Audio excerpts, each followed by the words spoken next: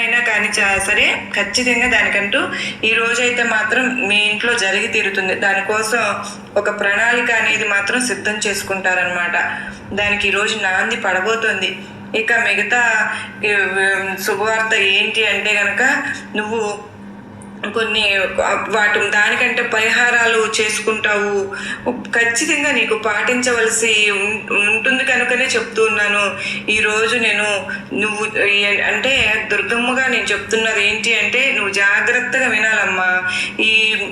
చక్కగా ఈరోజు మొదలు పెట్టుకుని నువ్వు వదులుకోకుండా కనుక జాగ్రత్తగా చేసుకుంటున్నావు అంటే గనక నీ ఇంట్లో కనక వర్షమే కురుస్తుందనే చెప్పాలి. చూడు బిడ్డ, నీకు అది ఎందుకు చెప్పాను అంటే గనక ఈ సందేశాన్ని ఈ వీడియోని అందరూ కనుక ముందు చూసినట్లయితే కనుక శుభవార్తలు వస్తున్నాయని చెప్పి వారికి అర్థమవుతుంది.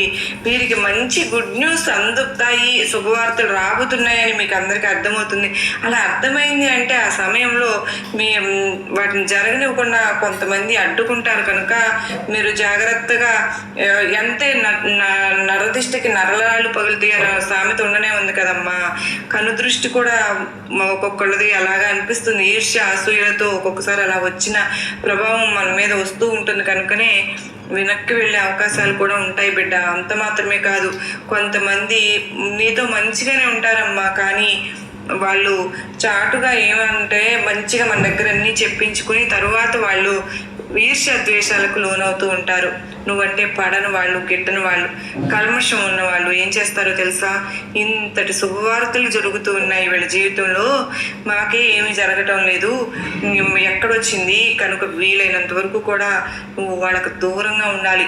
ఎవరూ లేనప్పుడు నువ్వు ఒంటరిగా గదిలో గనక వింటూ ఉన్నావంటే గనక నీ యొక్క కోపం ఉందో దాన్ని తగ్గించుకునే ప్రయత్నాలు కూడా నువ్వు చేసుకుని చక్కగా నీ యొక్క మంచిగా అలాగే నలుగురిలో మనుషులతో కలవడం మొదలు పెట్టావు అనుకో, ప్రతి ఒక్కరి అండా తోడు కూడా నీకు మంచిగా ఉంటుంది.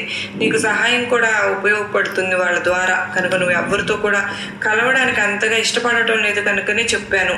ఒక్కదానివి అలా ఉండడానికైతే ప్రయత్నిస్తున్నావు. కష్టమో నష్టమో నీ లోపలే నువ్వు భరిస్తూ కుమిలిపోతున్నావు, కానీ అది అన్నిసార్లు అంత మంచిది కాదు బిడ్డ.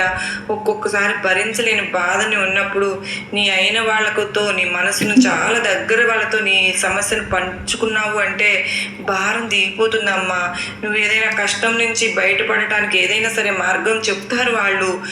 అది కూడా మంచి వారితో మాత్రమే నీ మేలు కోరుతారు చూడు, వాళ్ళతో మాత్రమే మనసు విప్పి మాట్లాడు. వారు ఏదైనా సహాయం కావాలనుకుంటే తప్పకుండా ఎదుటి వ్యక్తులతో మాట్లాడుతూ ఉంటావు. కనుక నువ్వు బయటకు వచ్చి చక్కగా జనాలను కలిసి